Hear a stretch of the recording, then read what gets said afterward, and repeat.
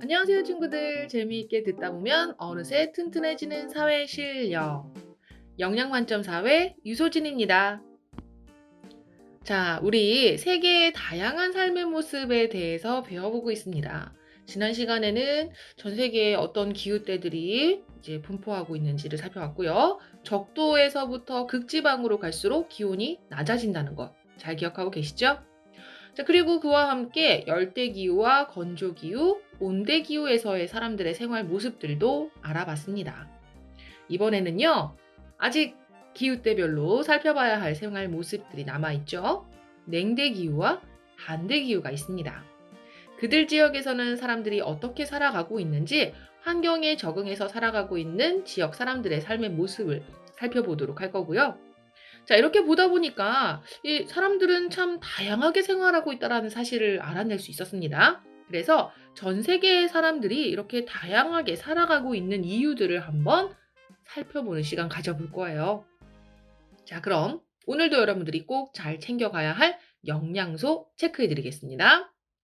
냉대기후, 침엽수림, 이즈바, 한대기후, 유목, 고산가옥, 사리, 케밥, 영국의 운전석, 시에스타.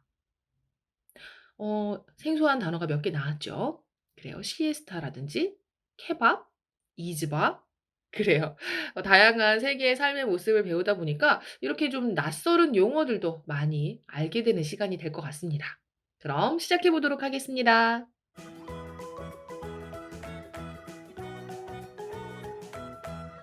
먼저 냉대기후 지역의 사람들의 생활 모습을 알아보겠습니다.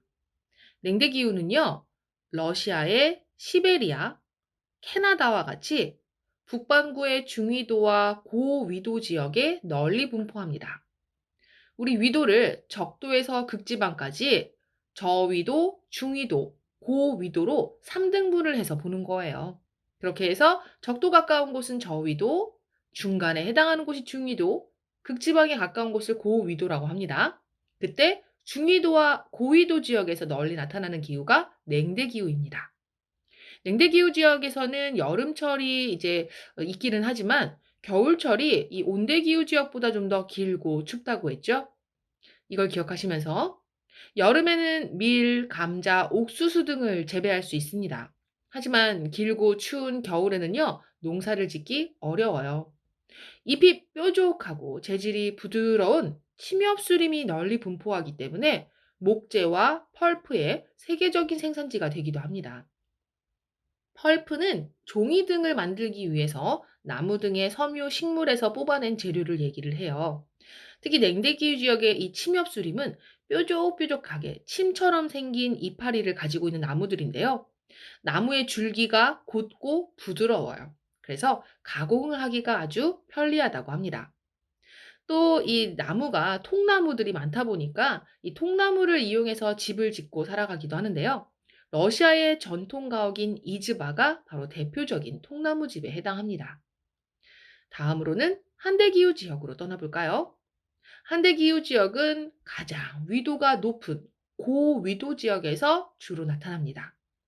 자연환경은 굉장히 평균 기온이 낮아요. 그래서 땅속이 계속 얼어붙어 있을 정도입니다.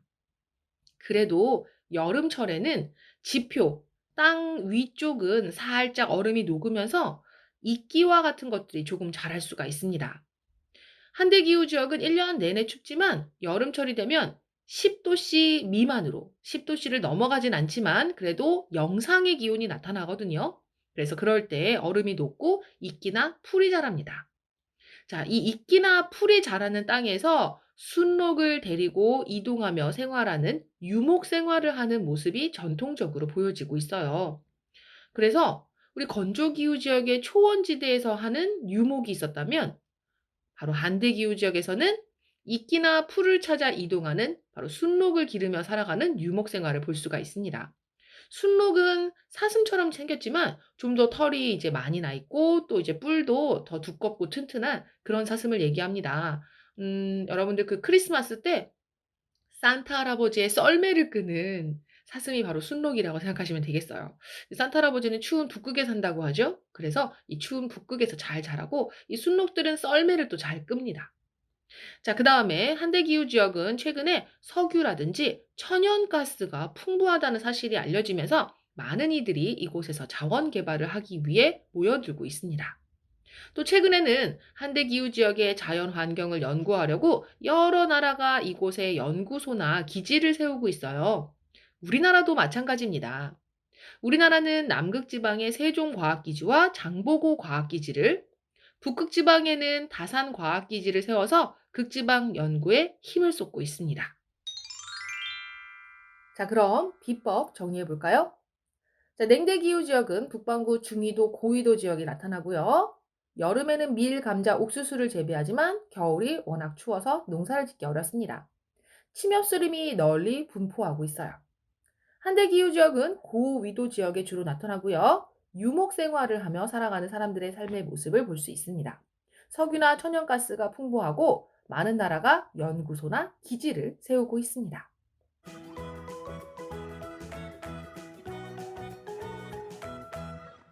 자, 이제 세계 여러 나라 사람들의 다양한 생활 모습을 알아보겠습니다.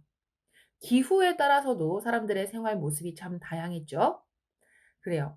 세계 여러 나라 사람들의 생활 모습은 매우 다양한데요. 기후도 영향을 미치고요. 그뿐 아니라 종교, 사는 지역이 다르기 때문에 생활 모습이 다르게 나타납니다. 케냐의 마사이족은요, 전통 복장으로 아주 붉은색이 선명한 체크 무늬의 옷을 걸칩니다. 시카라고 이것을 불러요. 인도에는요, 전통 복장인 사리라고 하는 것을 여성들이 많이 입는데요. 길고 넓은 천 한 장으로 만들어져 있다고 합니다.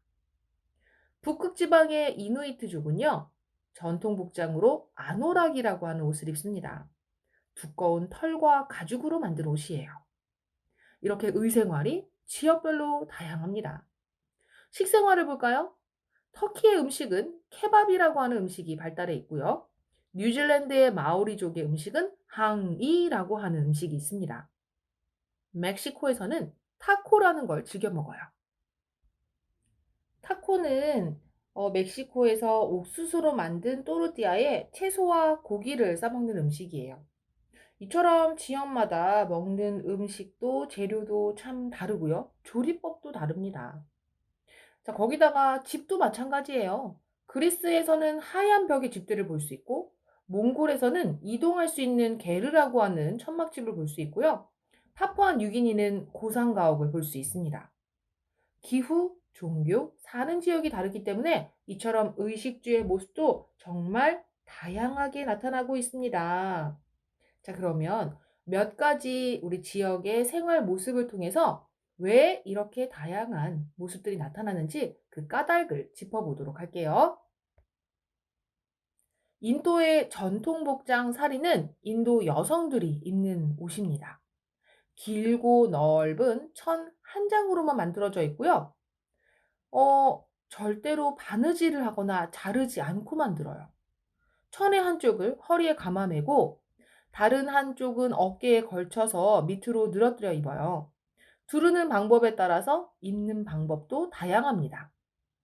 사리가 한 장의 천으로 만들어진 이유는요, 바로 힌두교에서 옷감을 자르거나 바느질하는 것을 바람직하지 않게 여기기 때문입니다. 인도의 많은 사람들은 대부분 힌두교를 믿고 그래서 이 종교에 따라서 이러한 의복이 나타난 것이죠. 터키의 케밥도 그 까닭을 찾아볼 수 있습니다. 케밥은 얇게 썬 고기 조각을 구워 먹는 터키의 대표적인 요리입니다. 국민 대부분이 이슬람교를 믿는 터키 사람들은 주로 양고기로 케밥을 만들어요. 이 초원지대랑 사막 지역의 유목민들이 육류를 쉽고 간단하게 먹으려고 조각 내어서 구워 먹던 것에서 바로 이 케밥이 시작했다고 합니다. 다음은 파푸아뉴기니의 고산가옥도 한번 살펴볼까요? 이 고산가옥이 나타나는 파푸아뉴기니는요, 열대기후 지역입니다. 자, 이 열대기후에서는 굉장히 덥고 비도 많이 오죠. 그래서 고산가옥의 형태를 많이 만날 수가 있는데요. 주위에서 쉽게 구할 수 있는 나무와 풀로 지었고요. 땅에서 올라오는 열기 또는 축축한 습기를 피하고 바람이 잘 통하게 하려고 나무 기둥을 세워서 바닥이 땅에서 떨어지게 지은 집이 바로 고상가옥입니다. 그리고 고상가옥의 지붕은 대체로 경사가 가파른데요. 그 이유는 비가 많이 내리는 열대기후 지역에서 빗물이 지붕 위에 고여서 혹시라도 지붕이 무너질까 봐 그걸 막기 위해서 경사를 가파르게 만들었어요. 그럼 빗물이 그렇죠? 가파른 경사를 따라서 잘 흘러내리겠죠? 사리, 케밥, 고상가옥 모두 다 그 지역의 지형이나 기후와 같은 자연 환경 또는 풍습이나 종교와 같은 인문 환경의 영향을 받아서 생활 모습이 다르게 나타났습니다. 자, 이것만으로는 조금 아쉬울 것 같아서 선생님이 모자를 2개 가지고 나왔어요.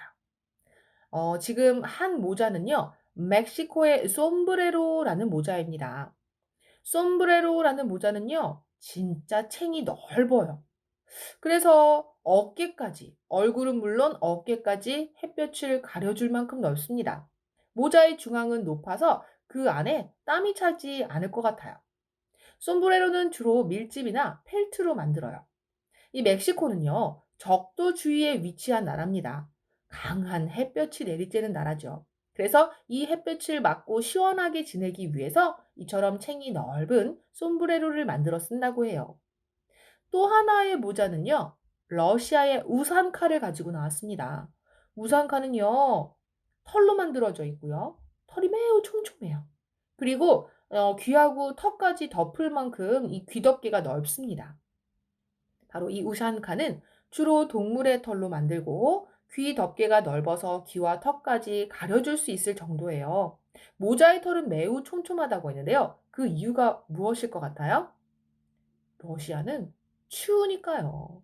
러시아는 냉대 기후와 한대 기후가 나타나는 지역이 많아서 추위로부터 몸을 보호할 수 있는 따뜻한 모자가 필요했습니다. 그래서 동물의 털로, 털도 촘촘한 털로 그렇게 귀까지 잘 덮어가면서 모자를 만든 것이죠.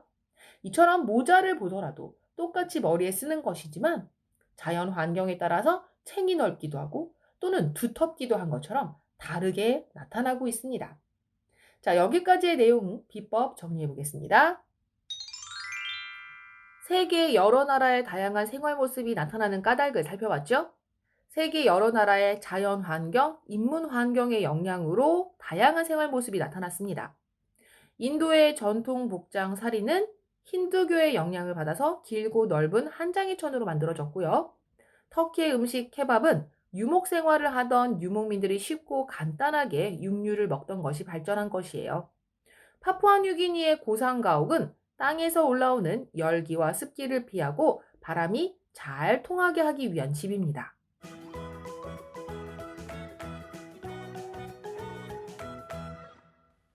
세계의 사람들의 생활 모습은 참 다릅니다. 어느 날 식사를 하기 위해서 이제 자리에 앉았더니 아버지가 인도에서 온 아버님 친구를 같이 식사 자리에 초대를 한 거예요. 자, 그런데 인도에서 오신 분은 식사를 할 때 손으로, 맨손으로 식사를 하시는 거죠. 자, 그래서 친구는 물어봤다고 합니다. 맨손으로 먹으면 비위생적인데 왜 그렇게 드세요? 숟가락을 이용하세요. 라고요. 하지만 아버지가 설명을 해주셨대요. 인도 사람들은 맨손이 더 깨끗하다고 생각한다고요. 식사 중에는 또 그 중에서도 오른손만 사용하는 것이 종교적인 부분에 영향을 받았다고 합니다. 자, 이런 것이 바로 서로 다른 생활 모습을 어떻게 대해야 하는지를 보여주는 태도입니다. 친구는 자신의 이 기준을 중심으로 해서 다른 이의 문화를 판단해서 맨손으로 먹으면 비위생적이다라고 생각했지만요. 그 지역의 사람들은 그 지역의 문화에 따라서 맨손이 더 깨끗하다고 생각하는 또 다른 태도를 가지고 있었죠. 그래서 서로 다른 문화를 이해하고 존중해주는 태도가 굉장히 중요합니다. 세계 여러 나라의 생활 모습은 참 다양해요. 운전석이 오른쪽에 있는 영국도 있고요. 영국은 옛날에 마차를 타고 다녔는데 마부가 쓰는 채찍이 이제 다치지 않으려고 마부가 오른쪽에 앉았기 때문에 오른쪽에 앉아 있으면 채찍에 다칠 수가 있었겠죠. 그래서 마부가 오른쪽에 앉고 반대쪽에 사람들이 앉았다고 합니다.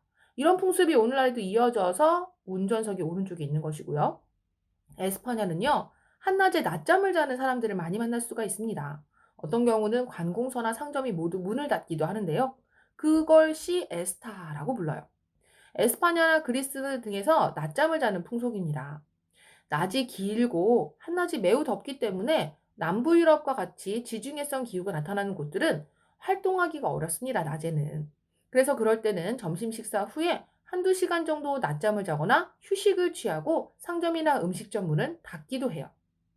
서로 다른 문화를 이렇게 그 지역의 자연 환경이나 그 지역의 역사적인 풍습, 종교 등과 함께 이해를 해보려고 하면 좀 더 이해하기가 쉽습니다. 자, 그러한 고유한 가치를 지니고 있는 각 나라의 문화를 서로 이해하고 존중해 주려는 태도를 가져야겠습니다. 자, 이번 시간 내용은 여기까지였습니다. 우리 다양한 문화에 대해서 배워봤고요. 서로 다른 문화를 존중해야 하는 태도에 대해서도 정리해 봤어요. 이제 지난 시간의 후식 퀴즈를 맞춰볼 차례네요. 지난 시간의 퀴즈는요, 바로 건조기후 지역의 사람들이 풀을 찾아 이동하는 생활을 하는 것을 무엇이라고 하는지 물어봤습니다.